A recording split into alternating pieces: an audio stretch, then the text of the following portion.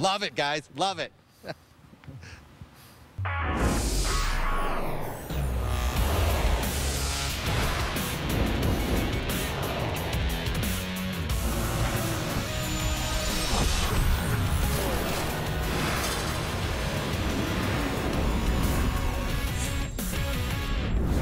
Your Toronto Maple Leafs hosting the Columbus Blue Jackets. Scoreless in the second period. James Van Riemsdyk tips in a point shot for his 18th. The Leafs are 20-5 when they score first this season.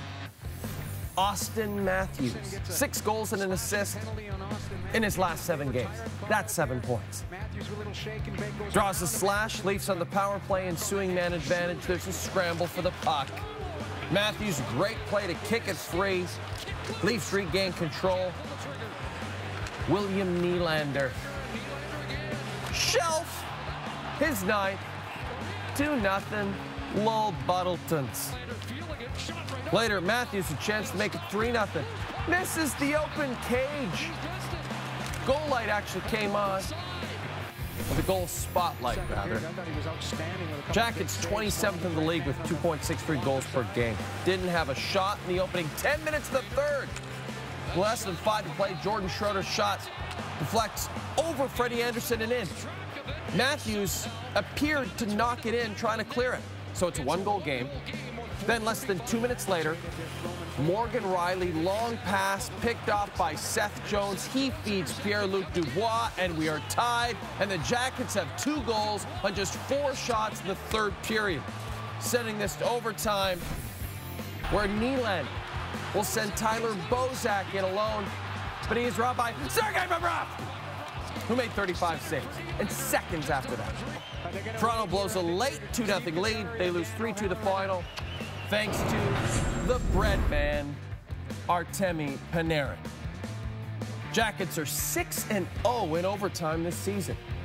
Leafs have lost their last 2 OT games after winning their first 4 that went to OT this season. This is going to be in Scrum Lurkers later in the week. Let me get this straight. We shoot our show in the Toronto region. Yeah. Bobrovsky is in the Toronto region. Mm-hmm. He was playing a professional hockey game. He can't be in studio, Dan. No, but bring him in here. It would have been a seminal TV moment. You're talking to me? Nah, I thought we'd be surprised. Okay, listen, Dan. This is the bad news for the Toronto Raptors. Okay. They lost a key player on Monday night, and that's the Tees. And by the way, the Tua Tagovailoa era, that got going in full swing on Monday. National championship game. We'll get to that in a second. You just saw the Leafs. Guess who was at the Raptors game in Brooklyn? Former Peterborough Pete, Ty Domi. Looking at his phone. He knows phones. Kyle Lowry cuts for the hoop in the arm, crashes into the cameraman. 9 seconds in the fourth, wraps up 2. Alan Crabb. Crabby Joe, Crabby Joe. Ties the game at 107. Toronto led by as many as 11 in the fourth, but overtime was required. Lowry, after a miss, goes up for a rebound. This is the play Jay was talking about. Crashes hard to the ground. Can't get his arms back to brace himself. That is full-on tailbone. Lowry missed 22 games with injuries last season. Tried to walk it off, and no. Couple steps back down. His injury is being called an acute back spasm. His teammates had to help him off, but you can see it's going to be sore. Raptors down 2, 30 seconds to go. DeMar DeRozan hits the floater and the harm. DeRozan ties Vince Carter for the most 30-point games in franchise history. Finished with 35 in this one. Hey, Ty Domi still on the phone. Last chance for Brooklyn. Spencer Dinwiddie, no chance on that layup. Clears the entire backcourt. The Raptors win their 5th in a row. Dwayne Casey on Lowry's status. I don't know what exactly. I know they were going to take X-rays or imaging, so I think more of a bruise than anything else. So, you know, he was working his butt off, went up for a rebound, he had a hard fall. So, but we don't know anything. Do you know what body part it was? His butt. But it is a funny word. The Raptors in action Tuesday when they host the Heat. It's Sprite Raptors basketball on TSN, and I think I just saw there's a new Sprite flavor. It's cherry Sprite. My eyes served me correctly. Bama, Georgia, SEC rivals, a coach who used to work for the other coach for a long time, a Bulldog, and Trump. It's the national championship game in U.S. college football. Georgia looking to become national champs for the first time since 1980. There's the Bulldog I mentioned. And there's the Trump I mentioned. And with 12 seconds to play in the first half, Georgia QB Jake Fromm splits out wide, true freshman. Nicole Hardman takes the snap, runs it in. Bulldogs up 13-zip at the break. Bama QB Jalen Hurts, meanwhile, I have to feel for this guy, held to just 21 yards passing in the first half, so Nick Saban goes to true freshman Tua Tagovailoa. First time he's played with Alabama not leading by double digits this season. Tagovailoa escapes the pressure, runs for the first down. It's from Hawaii. Same drive, finds Henry Ruggs. Cuts the lead to 6. Jalen Hurts, the first one out to congratulate him. But on Georgia's next drive. Delivers under pressure, downfield, caught, Hardman, a foot race, escapes and scores! From to Hardman, 80 yards. Bulldogs up 27. No chance they relinquish this lead. Oh, wow. Micaiah Brown getting into it with one of his coaches on the sideline. Took a swing at one of the Georgia players. Coach didn't like it. Bit of a disaster, but it all comes together in the end. Bama down by 7. Tagovailoa. Tagovailoa. What a throw by the freshman. Crimson Tide come back to tie it at 20. After the Bulldogs went 3 and out, Tagovailoa gets the first down. Bama would take the clock down to 3 seconds. Andy Papanastos from 36 yards shanks it wide left. Misses badly. We're off to overtime, and after Georgia kicked the field goal, Tagovailoa, sacked for a loss of 16, doesn't throw it away. Everyone saying the youth and inexperience, it's a disaster. What are they going to do? But on the very next play, Tagovailoa trying to make up for it. Fires to the end zone. Touchdown! Alabama wins! An unbelievable throw by this kid. Tagovailoa and the Alabama Crimson Tide win the national championship as Nick Saban ties Bear Bryant for the most national titles in the poll era. All right, so Saban has won 5 of his 6 titles in the last 9 years with Bama. Got one with LSU in 2003. As I mentioned, ties Bear Bryant for the most national titles in the poll era with his 6th national title. The national championship game right into LeBron James and the Cavs? What are we, back at Fox? In all seriousness, there was only one NHL game Monday night, so yeah. Cavaliers at the free throw line. It's the Cavs and T-Wolves. LeBron James asked about the young T-Wolves, which includes point guard Tyus Jones. That's Tyus Jones. It's not a young team no more. Let's throw that narrative out. They're not young anymore. Wiggins is the only young guy, him and Tyler Jones. Tyler Jones. Second quarter, Jones steals. LeBron back on defense and sends him away. Despite Cleveland trailing by 16, LeBron stares Jones down and tells him, guess what, kid? Your name's Tyler now. Jones with another steal. Leaks out. Get this. This is his second career dunk. That's it.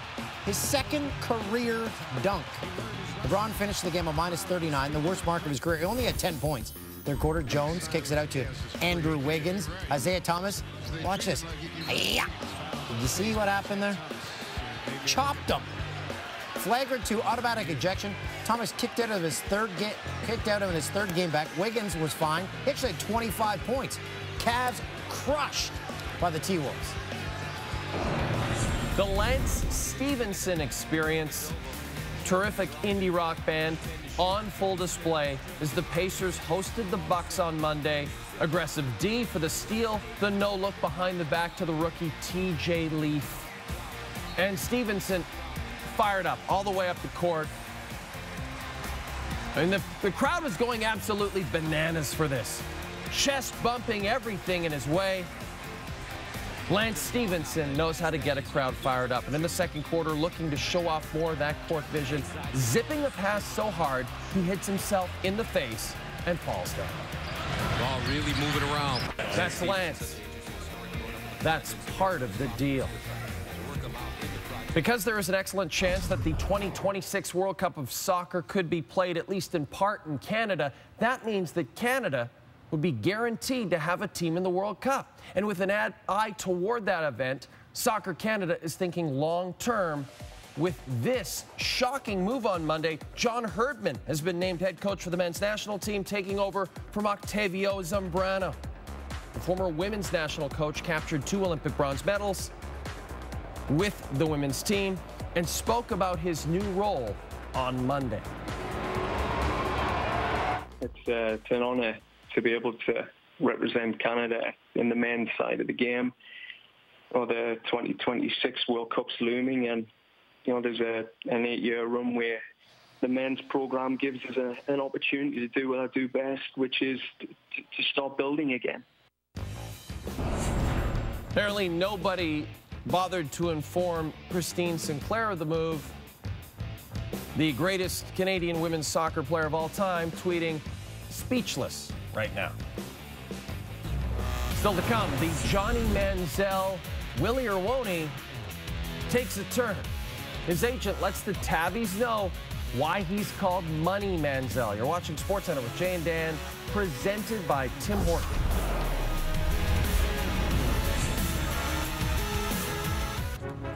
You know what?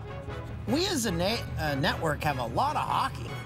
We've got the Hawks and Sens, Canadian Tire Sens hockey, Tuesday. Still learning the regions. TSN 5 is the Sens region, so you'll see that on Tuesday. Then the Jets go for their 6 win in 7 games Tuesday night when they visit the Sabres. That's in the Jets region, which is TSN 3. All right, it's all becoming very clear to me now.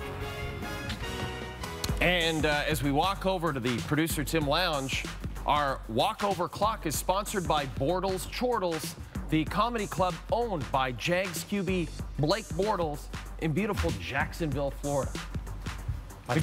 Much better than the Ha Ha Hut. Oh, yeah, much better. Negotiations continue between Johnny Manziel and the Tabbies, and Manziel's agent released a statement on the situation, saying they have visited Hamilton for meetings and a workout, which have been positive, and reinforced Manziel's excitement to play for the Ticats. His agent called the CFL's rights rules archaic and restrictive and had this to say about compensation. "We've made the decision to deal exclusively with Hamilton and give them until January 31st to work out a fair deal to make him their quarterback. So the public understands how seriously Johnny is considering this move. I will tell you that we believe fair deal means on par with what Hamilton has paid their QB in recent years, despite not having much on-field success. If we cannot reach a deal with Hamilton by this date, we will turn our focus to several other professional options readily available to us." And joining us now is CFL insider Dave Naylor from beautiful Banff, Alberta. Johnny Manziel's agent says that Johnny Manziel wants to be paid the same as Hamilton's QBs in recent years. So Zach Collaros, that's north of $500,000. I mean, Dave, is Johnny Football going to get north of $500,000 in the CFL? He's not going to right away. He might someday, but the whole issue is this is a guy who needs a place to play. He's really got no leverage football-wise unless you believe that the spring league, the XFL that people are talking about bringing back, is actually going to be resurrected. And so the Ticats are treating him like pretty much any other college star who's run out of chances in the National Football League and wants to come to Canada. In fact, they say, hey, we're treating him better than that. I mean, sources with the Ticats are saying the offer they made him is a better offer than any player has gotten under the salary cap system as an entry level to the Canadian Football League. And what his agent seems to be saying is, hey, wait a minute, this is Johnny Football. He's going to sell jerseys for you. He's going to sell tickets. He's going to drive television ratings. You can't treat him just like any college star who's coming north to play Canada. Therein is the difference of opinion. I tell you, we were talking about this off air last night. We pitched this to CTV. Cameras follow Johnny Manziel as he moves to the Hammer. It's a reality show, ratings hit. You agree?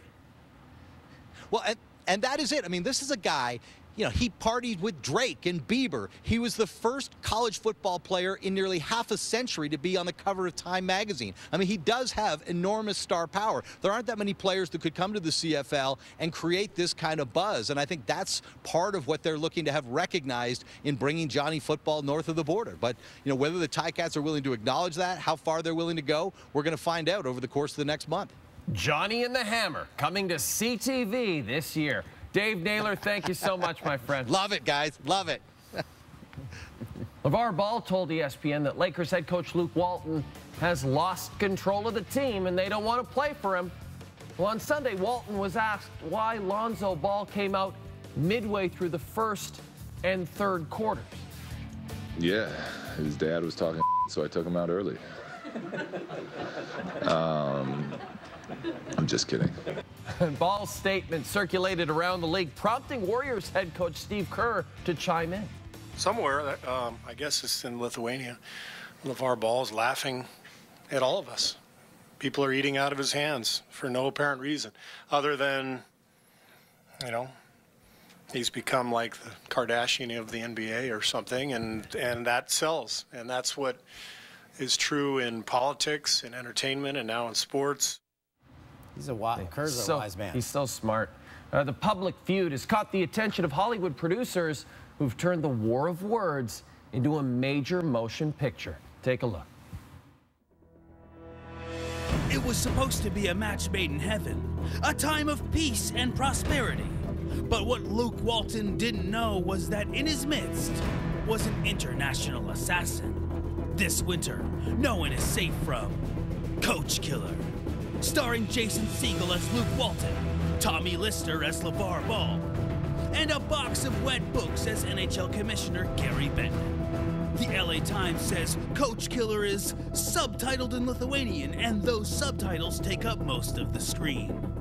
The Globe and Mail exclaims, "I don't know why Gary Bettman was in this, but unfortunately, he was the best part." And TSN's Ryan Rashog says, "Cancel the Oscars. This wins everything."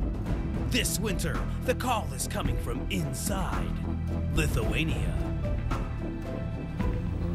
Cancel the Oscars. Coming up after the break, the greatest award segment since Sunday night, which is the Golden Globes. The Jannies are next.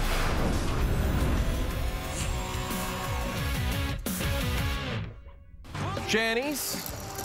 It's a combination of our names, and it's our favorite and least favorite plays from Monday. LeBron, Dan had this earlier, the monstrous block on Tyus, do you call him Tyler Jones? Sending the ball bouncing into the stands where one fan would keep it forever.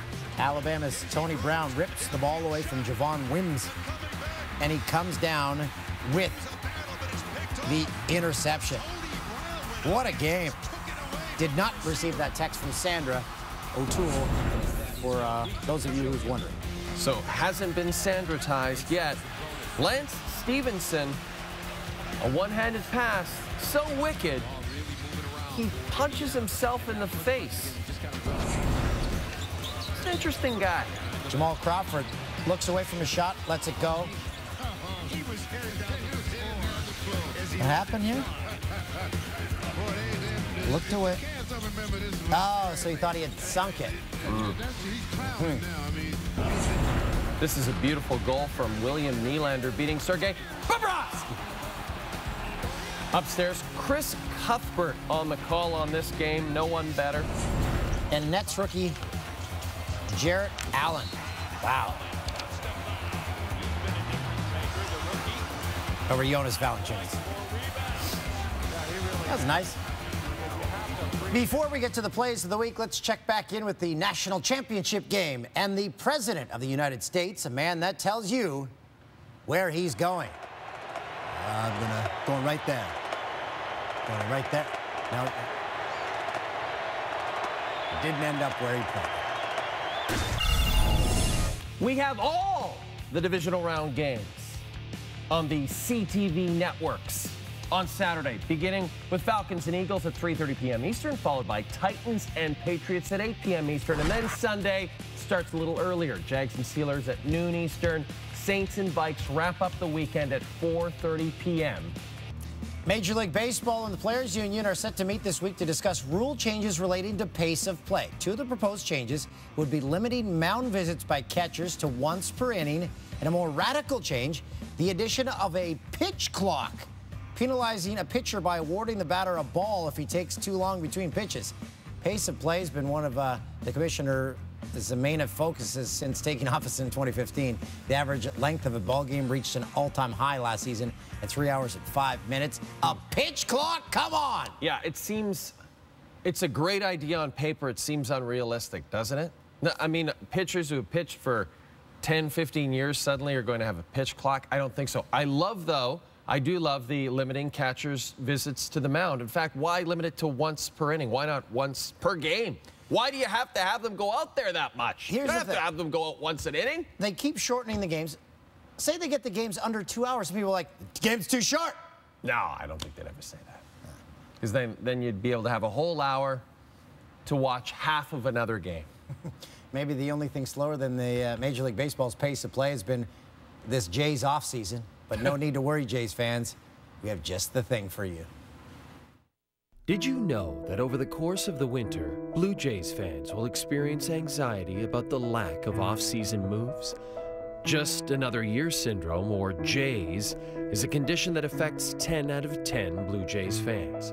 If you or someone you know is experiencing depression about the Jays' inability to improve the team, Jaysenol is here to help. Jaysenol is the only medication that's proven to calm your nerves about the upcoming Blue Jays season. Consider Jaysenol if you suffer from headaches, dry mouth, feelings of hopelessness, finger blisters, yanxiety, turning to your friend and quietly whispering, "Maybe Bautista?"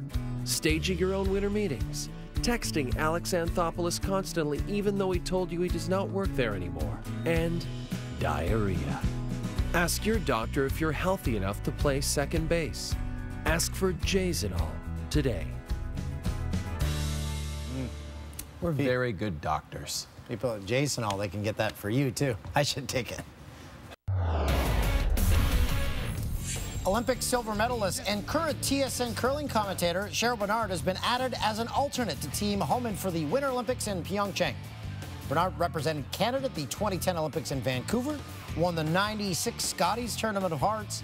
51-year-old's been working with TSN since her retirement from curling in 2014. Hey, Dan, Donnelly Rhodes, he was on Danger Bay as Doc Roberts. He was on Battlestar Galactica, Da Vinci's Inquest. Born in Winnipeg, he passed away on Monday at the age of 80. We were big fans. Danger Bay. I used to watch it after school all the time. Great show. Great show. They saved little animals. Yeah, he was a marine biologist in Vancouver, and then there was that cute helicopter pilot that he eventually hooked up with. And Corey Warren was on the show? He was for a couple of episodes, so good show for sure.